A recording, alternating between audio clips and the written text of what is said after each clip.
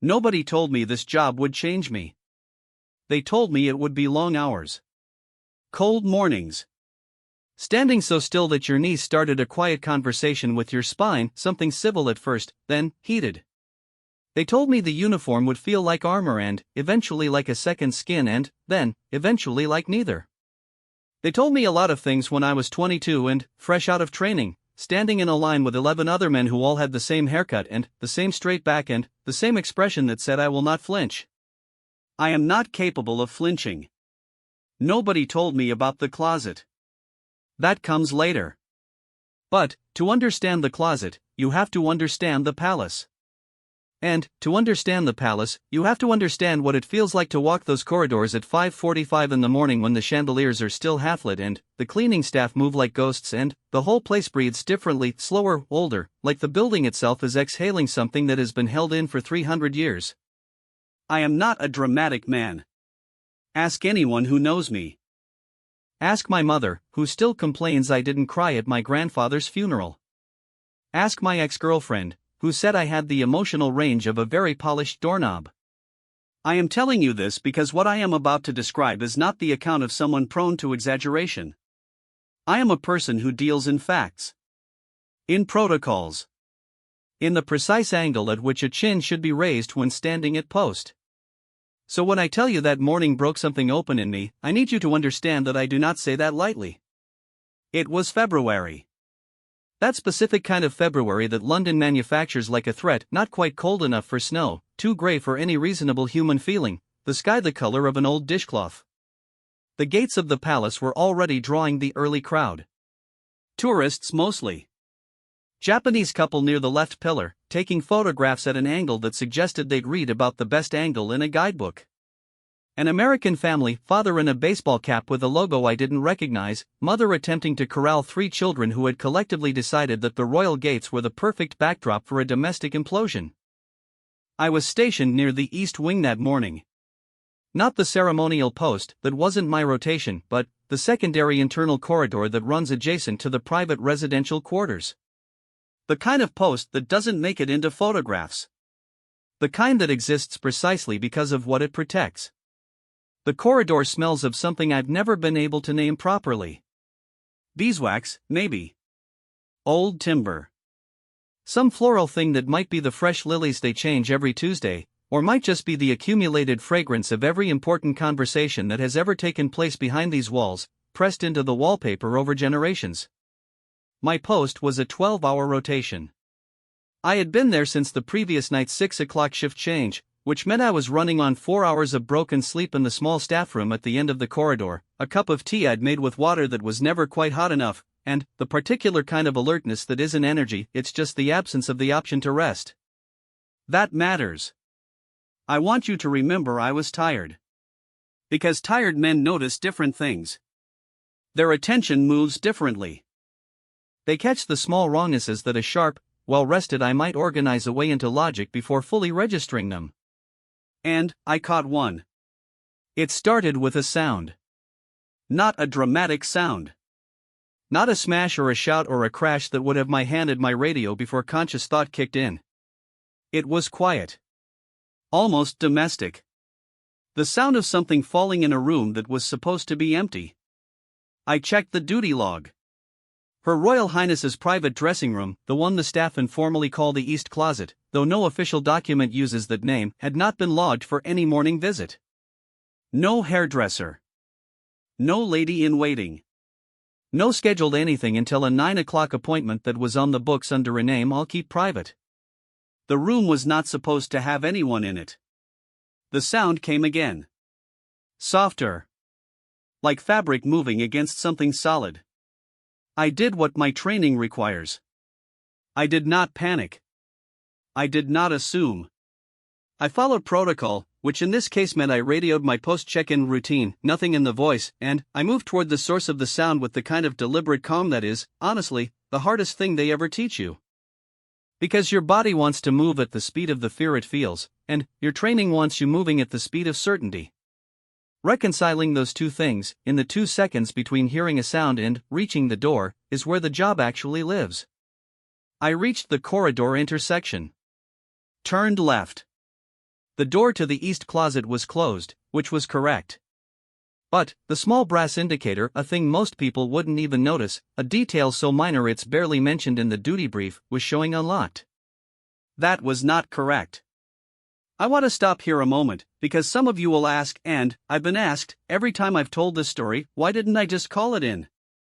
Why didn't I radio for backup, alert the duty officer, let the machinery of palace security do what it exists to do? And, the answer is one that anyone who has worked in a role defined by protocol will understand, but, which sounds almost impossible to explain to someone outside of it. There is a version of protocol that is a shield. You hide behind it.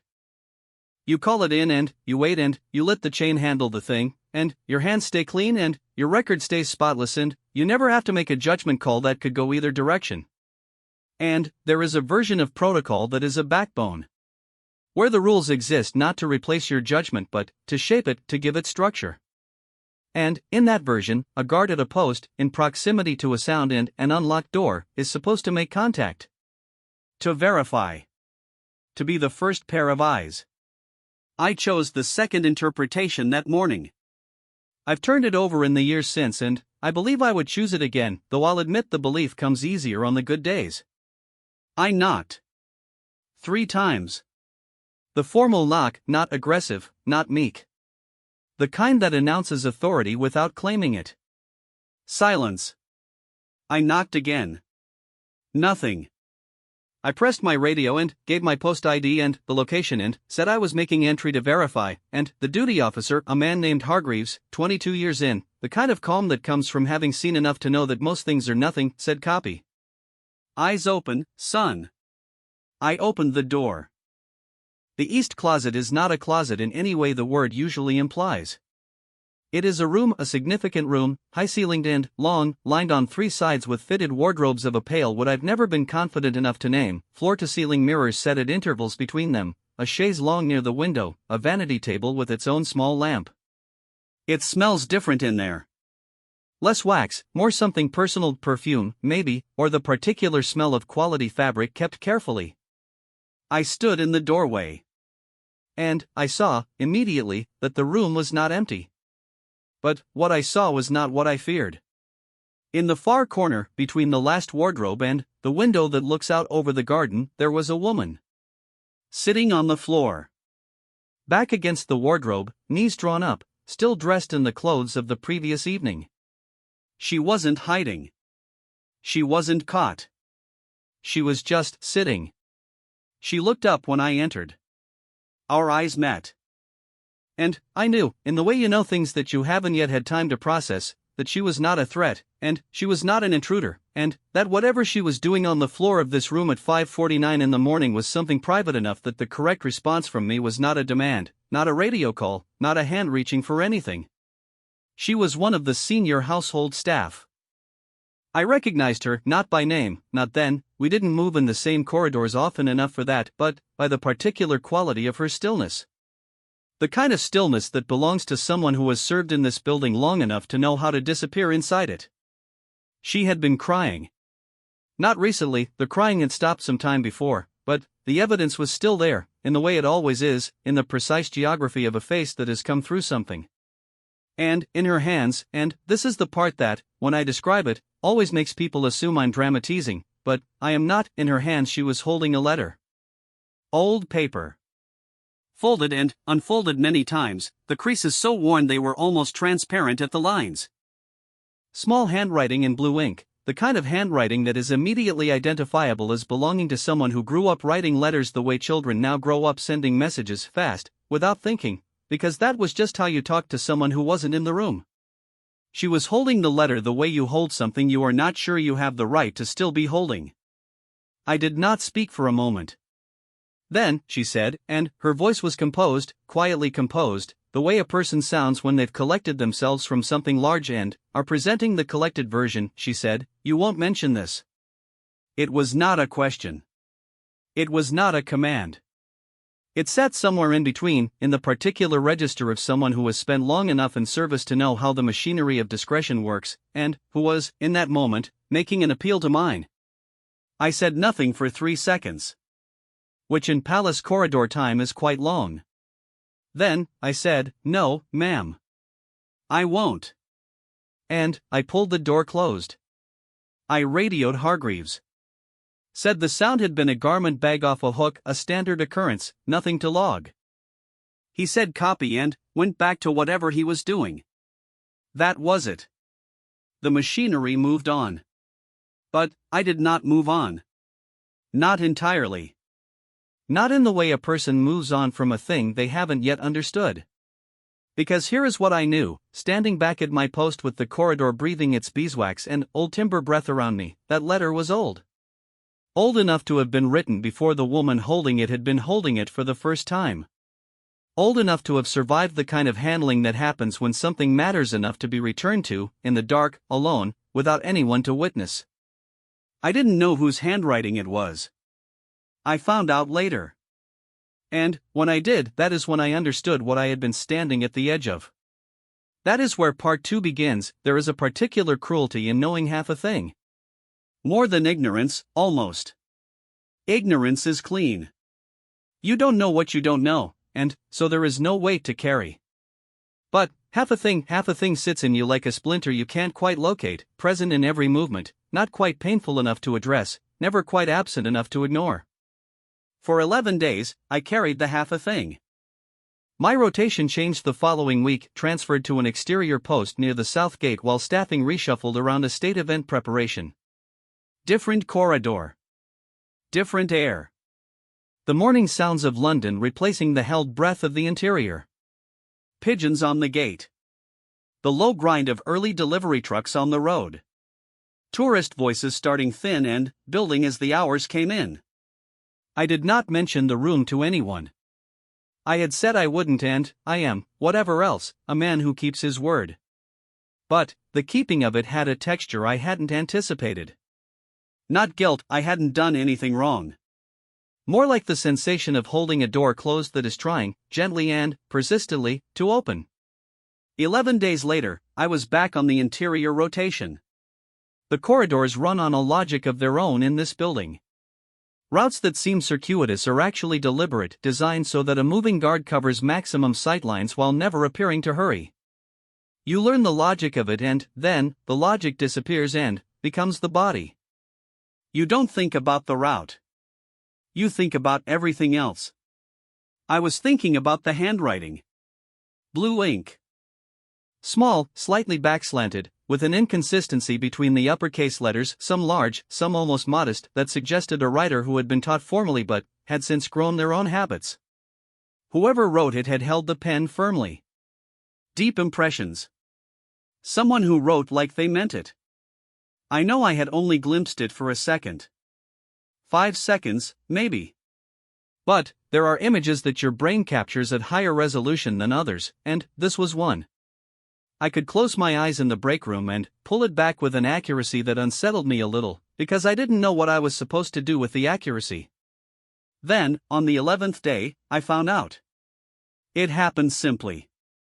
The way revelations in real life almost always happen, not dramatically, not cinematically, but through the kind of everyday accident that you almost walk past before it catches the back of your mind and turns you around. I was in the staff corridor that runs behind the main residential wing, a passageway used by household staff for movement between areas without crossing formal rooms. Narrow, plainly painted, completely functional. There's a small notice board near the end of it where general staff notices are pinned, shift schedules, maintenance updates, the occasional welfare team reminder that the confidential support line exists and is actually confidential. And there was a photograph. Not a notice board photograph, not official. It had been pinned there by someone, carefully, with 2 small pins at the top corners, like they'd wanted it level.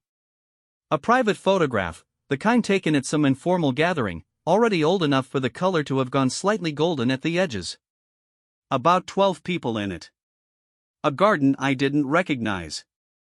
The occasion was unclear, the clothing suggested warm weather, something relaxed, the body language of people who are at ease rather than on show. I would have walked past it. Barely registered it.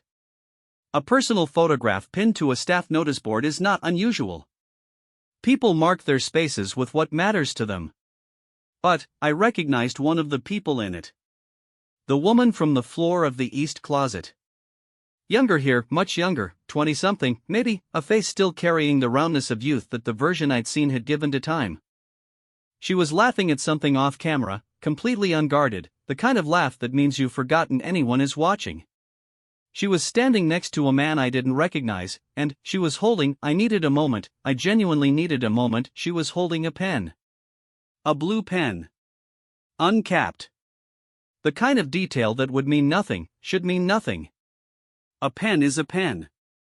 People hold pens in photographs all the time.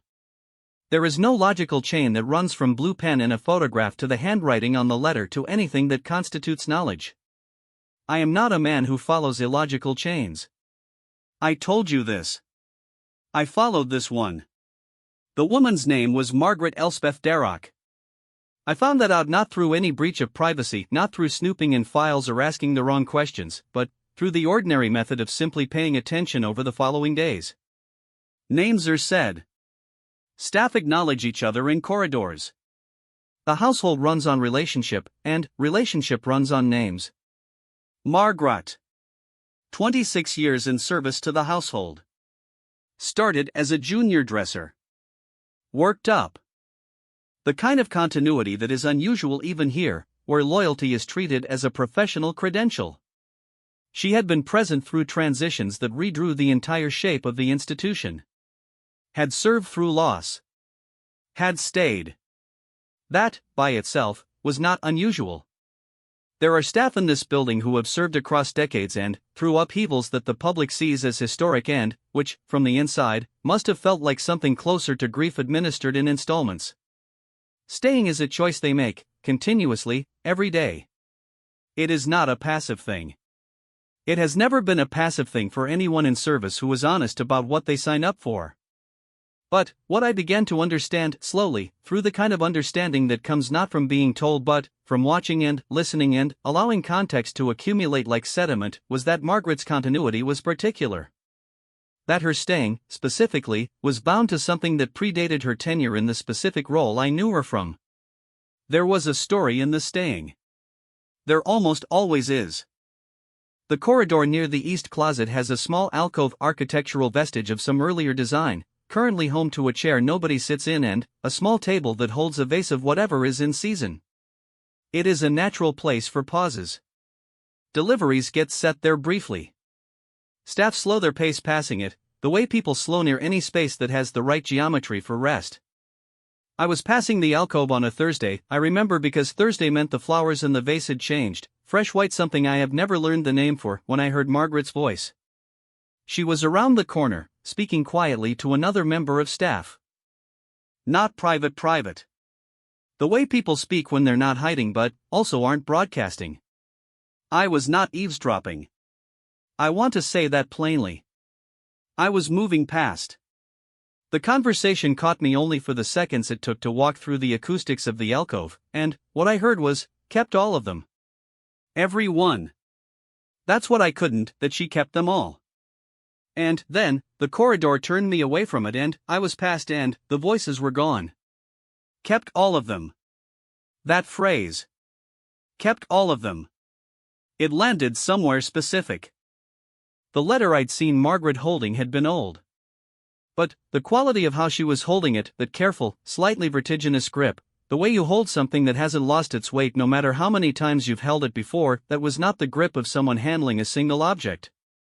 That was the practiced grip of someone in a long relationship with a collection. Kept all of them. I need to pause here because I know what you're waiting for. You want the answer. You want to know whose letters they were, what they said, what connection they represented. You want the resolution that makes the discovery make sense. I'm going to tell you what I know. But, I'm going to tell it the way I came to know it, which is incompletely, and, around the edges, and, with the understanding that the edges are sometimes more honest than the center would have been. What I came to understand, through the accumulation of fragments over weeks, a reference here, a silence there, the specific gravity of Margaret's expression on certain days, and, one conversation that happened later and, which I'll get to, was this: the letters were not secrets in the sense of dangerous secrets.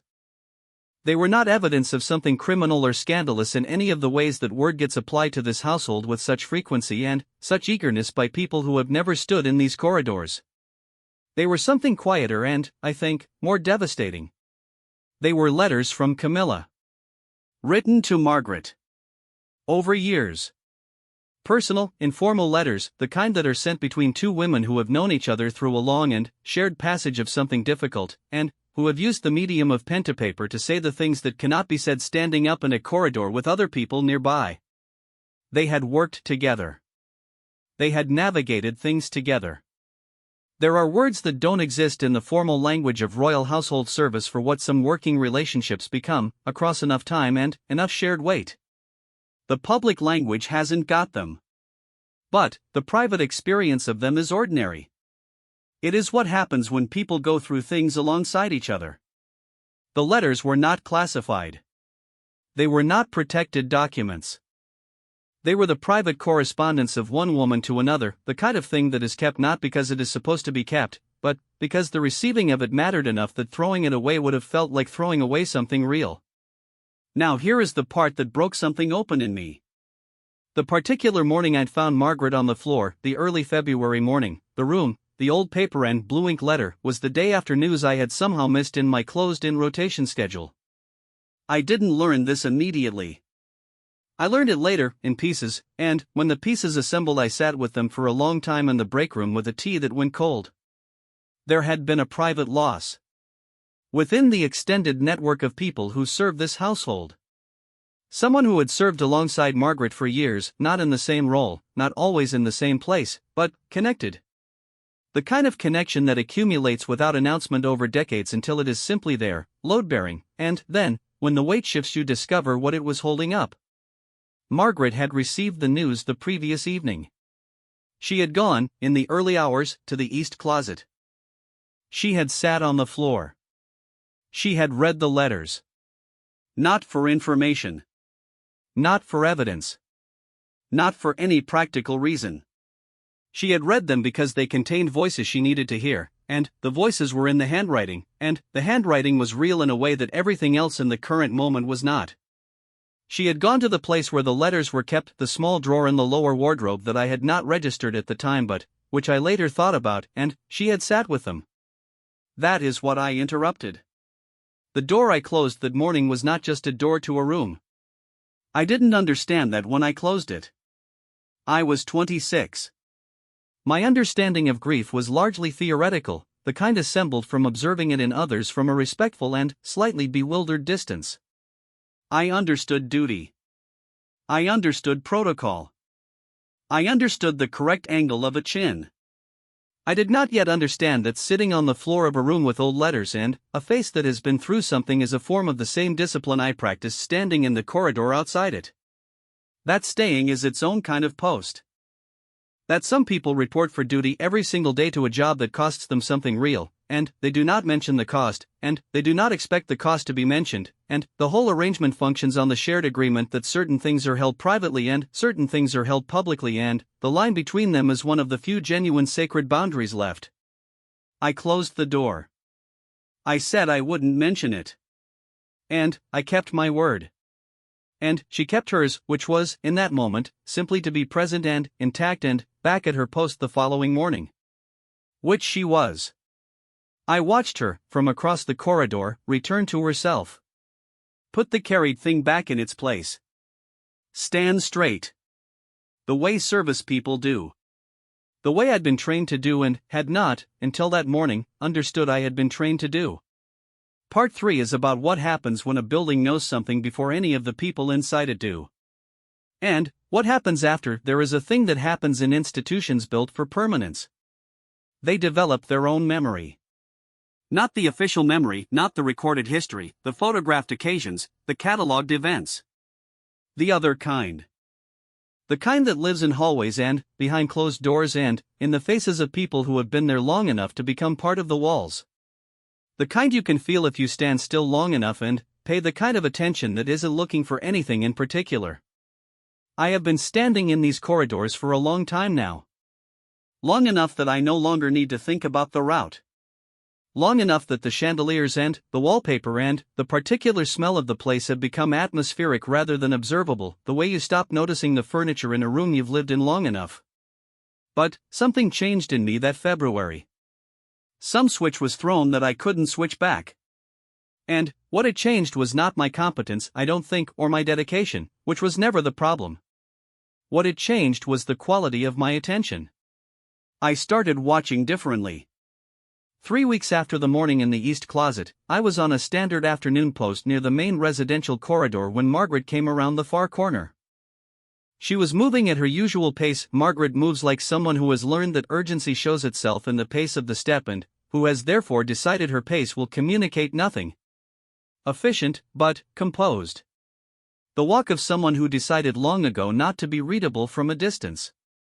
She was carrying something. Papers, not official documents, not a folder, just a small stack, the edges not quite flush the way personal papers get when they've been carried a lot. She stopped when she saw me.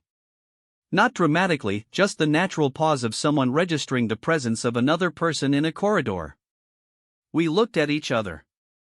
In the weeks since the room, we had passed each other several times. The corridor protocol of acknowledgement, a nod, a professional non-expression that communicates we are colleagues sharing a space, had been, from her side, exactly that. Clean. Neither cold nor warm.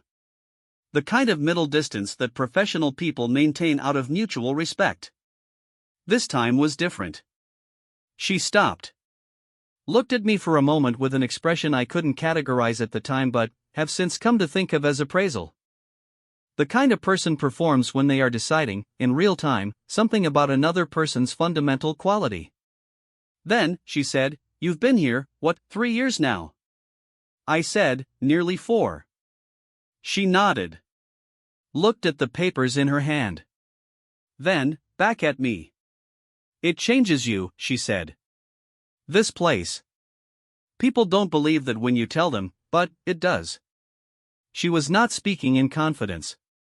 She was not telling me something. It was more like a statement of fact, offered from experience, with no particular expectation attached to it. The way people say weather-related things to each other in corridors. Neutral. Shared. Just true. "I know," I said. Which was, I realized as I said it, the first honest thing I had contributed to any conversation in this building that wasn't strictly professional. She looked at me again. And, then, she did something I wasn't prepared for. She smiled. Not a polished smile. Not the professional courtesy smile that everyone in this building develops as a piece of operational equipment. A real one, small, slightly tired, carrying in it something rueful and, also something like recognition. Then, she walked on. I thought about that conversation for days. Not obsessively, I am not, despite everything I've just told you, an obsessive man. But, it returned to me, the way certain brief exchanges do, precisely because of their brevity. If she had said more, I might have processed it and filed it. She said enough to open a door and not enough to explain what was behind it. It changes you. This place. What I came to understand, slowly, in the way I come to understand most things, which is by accumulating fragments until they reach critical mass, was that Margaret wasn't speaking philosophically. She was speaking autobiographically. She was describing a process she had lived and was still living. And she was, I think, in her restrained and precise way, giving me something. Not an explanation of that morning. Not a disclosure. Just a frame. A way of understanding what I'd seen that didn't reduce it to intrusion or anomaly. She was telling me, what you witnessed is what this place does to people. And it is not a malfunction. Let me tell you about the letters. Not their content, I never read them, never had access to them, never wanted access to them. But the fact of them. What it means that they existed, and were kept, and were found in the early hours of a February morning in the hands of a woman sitting on the floor of a room she had unlocked alone. Letters are different from messages. This is not a sentimental observation. It is a technical one, and it matters. A letter requires a decision. You decide to sit down. You decide to find paper, to find pen, to form the words. The words exist in time, the time of the writing, the time of the sending, the time of the receiving. They cannot be deleted. They cannot be unsent. they accumulate into a record that is simultaneously intimate and permanent. To keep a letter is to decide, repeatedly, that the communication still matters. Every time you move, every time you reorganize, there is a moment where the letter is in your hand and you could let it go and you choose not to. That is not accumulation by default. That is intention, renewed over years, until the keeping becomes so habitual that it might seem unconscious but is not. Camilla had written to Margaret. Over years. I came to understand, through those accumulating fragments, that some of the letters were written during the years when the public narrative of the institution was particularly turbulent, the mid-90s and beyond, when the building carried a weight of publicity that pressed in through every window. From the outside, looking at the institution then, you saw choreography. You saw statements, and photographs, and the deliberate face of an institution deciding how to present its own continuity. From the inside, from Margaret's corridor, something else was happening alongside all of that. Something small and private and handwritten. A woman writing to another woman. Not about the public thing. About the ordinary adjacent things. About Tuesday and the weather and small observations and, I imagine, I cannot know, sometimes about the harder things, the private things, the cost of things, in the same way people who trust each other use pen and paper to say what they cannot say standing up in a corridor. The letters were not scandal. They were not revelation. They were the opposite, in fact. They were the private record of a relationship that existed alongside the public record of everything else, a human thing, persistent and particular, running quietly beneath the versions of events that everyone else has written. 4 months after the morning in the East Closet, something happened that I've thought about often since. It was late afternoon. End of my shift, I was doing the walkthrough that precedes the handoff, checking the standard checkpoints, the quiet administrative ritual of making sure everything is as it should be before I pass responsibility to the next man. The day had been unremarkable. State correspondence activity in the morning, some external visitors in the afternoon who were handled through a different wing entirely. A Tuesday in a building full of Tuesdays. I came around the corridor bend near the East Closet. The door was open. Not alarming, open doors occur for legitimate reasons throughout the day. A fresh arrangement being brought in. Maintenance. A member of household checking on something. I slowed my pace, habit rather than concern, and glanced in as I passed. Camilla was in the room. She was standing at the window, the one that looks over the garden, the same window I'd seen described in my own memory of that February morning. Her back was to me. She was looking out at the garden where, in April, something was finally making a proper effort. The trees were doing their spring thing, that particular vivid green that English trees manage for about 3 weeks before England finds a way to grey it down again. She did not see me. And, in her hand, and, here, I'm asking you to believe me, because I know how it sounds, in her hand was a pen. Uncapped. Blue. Held in a grip that was not holding it to write with. Held in the way you hold something while you think. The way you pick up the nearest object when your hands need something to do while your mind works through something larger. She stood there. The garden outside. The pen in hand. Completely still. I moved on. Made no sound. Did not slow further. The professional non-intrusion that the job teaches you, the look that lands and lifts in the same second, without disturbing the surface of what it sees. But something in me did not move on quite as easily. Because I understood, in that moment, with the particular species of clarity that visits you without invitation and cannot be reasoned away after, she was composing something. Not in the mechanical sense. In the older sense. The standing at a window with a pen and thinking sense that precedes the sitting down and the finding paper and the beginning of the first word. Someone was going to receive a letter. I don't know who. I want to be clear about that. I never found out. I never looked for the answer, because the answer was not mine to have. The pen in the hand and the window and the garden were not information I was entitled to process into knowledge. They were a glimpse through an open door, and a glimpse is only what it is.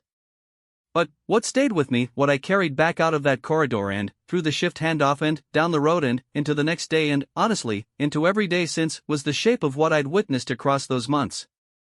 A letter, old and worn from handling, in the hands of a woman sitting alone on a floor.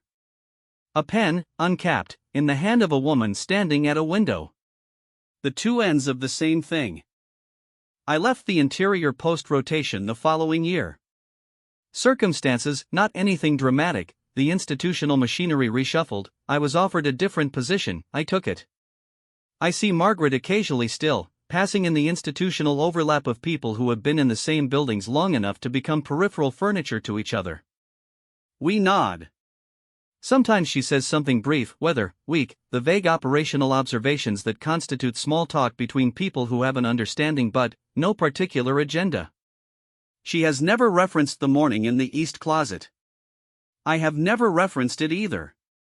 We have, between us, an unspoken agreement of the kind that this building seems to generate as a matter of course, one of its quieter traditions, the keeping of things that have been given into keeping. I think about the letters more than I thought I would. Not because of what they contained, I've told you I don't know, but because of what they represent. There is a habit, when we talk about institutions like this one, of collapsing the private into the public. Of assuming that everything that happens inside historic walls is, by virtue of the walls, historic. Significant. Evidence of something larger. Most of it isn't. Most of it is people. People being people, in the ways people have always been people, writing to each other in blue ink on paper that grows transparent at the folds. Sitting on floors when the weight gets too much for standing. Using the small, private objects of relationship to stay in contact with what is real when everything around them is formal and managed and beheld. The palace holds all of it. The official and the human. The photographed and the unwitnessed. The ceremony and the floor sitting. It holds Margaret's 4 o'clock grief and Camilla's window and pen composing and my own particular education in the corridor at 26, which is what this account really is, when I'm honest about it. Not a story about what I found in a closet. A story about what I was made to understand by what I found. One last thing. On my final week on that particular rotation, I went back past the East Closet on a morning walkthrough. The door was closed. Locked, the small brass indicator confirming it, correctly this time. The corridor was empty and breathing its usual breath. I stood there for a moment. Didn't knock. Had no reason to knock. Just stood. And I thought about what it costs to keep something. Not in the protecting secrets sense. In the real sense. The weight of choosing, again and again, to return to a thing that matters, letter, post, person, place, and to continue finding it worth the return. I thought about 26 years of service. 26 years of showing up to a corridor, to a role, to a relationship conducted in blue ink on aging paper. The kind of keeping that is not nostalgia and not sentiment and not simple loyalty but something harder and more exact than any of those words. The kind that costs something every day. And gets paid anyway. I straightened my back. Checked my watch. Moved on. Same as always. Same as the job. The morning I found Margaret on the floor of the East Closet is 4 years behind me now. Some mornings it feels like 4 weeks. Some mornings it feels like something I read about, someone else's story that my brain has filed under personal experience by mistake. But the image stays. Old paper. Blue ink. The creases worn transparent at the folds. The face that has been through something and come back. I keep it. I'm not sure why. Maybe that's the only answer.